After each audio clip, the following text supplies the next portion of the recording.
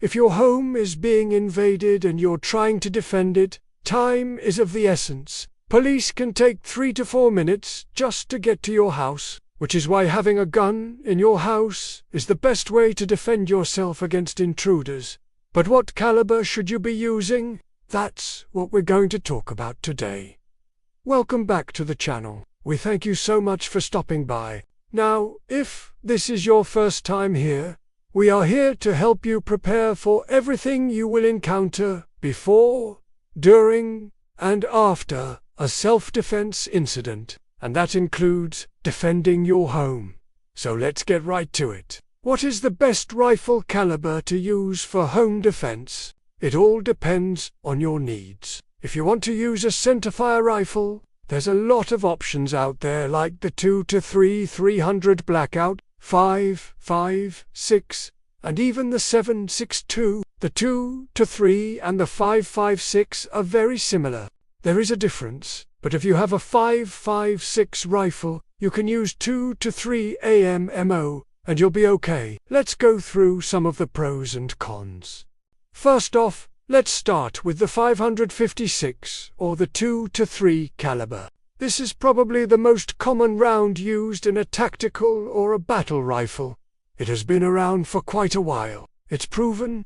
There's a lot of ammo out there. You can get it in different types of bullets, including some that expand like the Hornady TAP ammo, and it has a pretty flat trajectory so you can see where it's going. One con though is the recoil. Some people think it has too much recoil for home defense. If you're shooting inside of your home, it's not a big deal because the round I don't have anywhere to escape except maybe outside of your walls. But if you're shooting outside of your home, then you might have over-penetration, so the round will go through the bad guy and into your neighbor's house. Another thing is that it is more expensive than other calibers.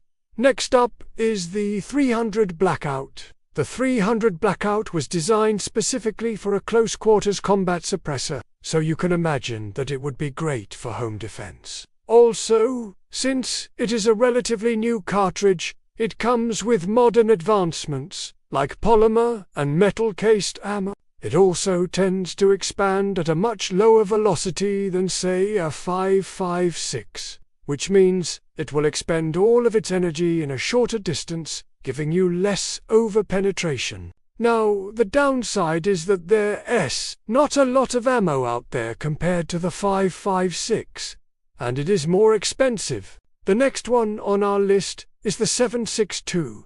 The 7.62 was originally designed in Russia and is commonly found in AK-47s. It has very little recoil, but it is a bit of a heavy gun. It's cheap and accurate, has lots of ammo available, but there's a lot of over-penetration issues. Because the bullet doesn't expand very easily, you will have better results using the Hornady TAP ammo.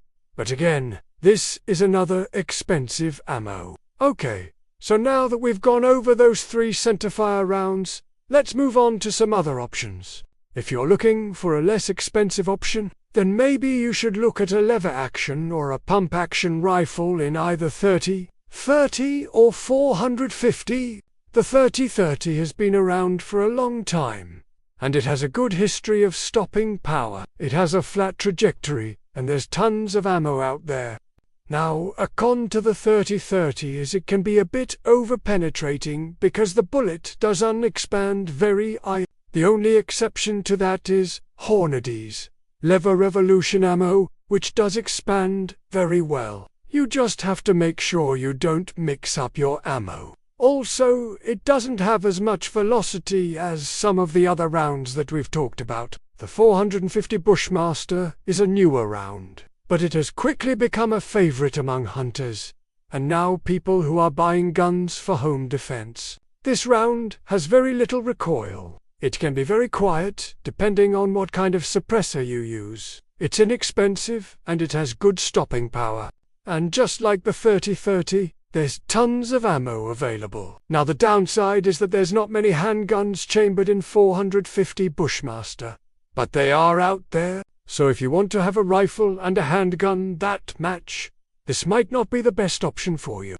Another option that people often overlook is the 410 shotgun. A 410 shotgun can use low recoil ammo, making it very easy to shoot. There's tons of ammo available, and it has a very large stopping power. You can also get low recoil buckshot, which uses a smaller diameter shot that still retains a lot of energy and will do the job. You can also get birdshot, which is small shot that can actually be lethal out to 75 yards. Now, a 410 shotgun might not be the best choice for home defense, because it is so loud when you fire it. The report alone might be enough to cause the intruder to run away. However, if the intruder keeps coming, then you can be assured that the buckshot or birdshot will stop them. But we have one more option for you, and that is the Judge.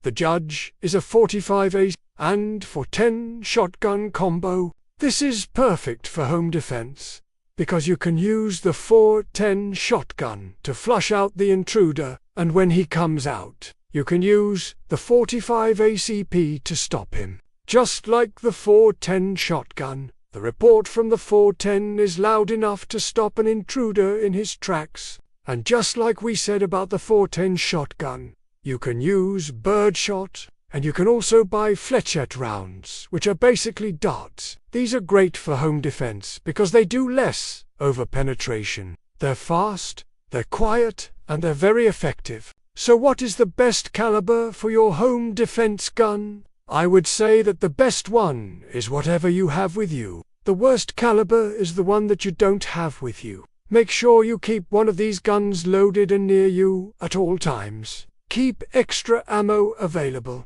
but also make sure you practice with it. You need to know how to use the gun that you're defending yourself with. We hope that you enjoyed this video on the best caliber for your home defense gun. If you did, please hit that like button. Also, remember to share this video with your friends. Tell them about our channel. And we thank you so much for stopping by. Until next time, stay safe. Oh yeah, subscribe.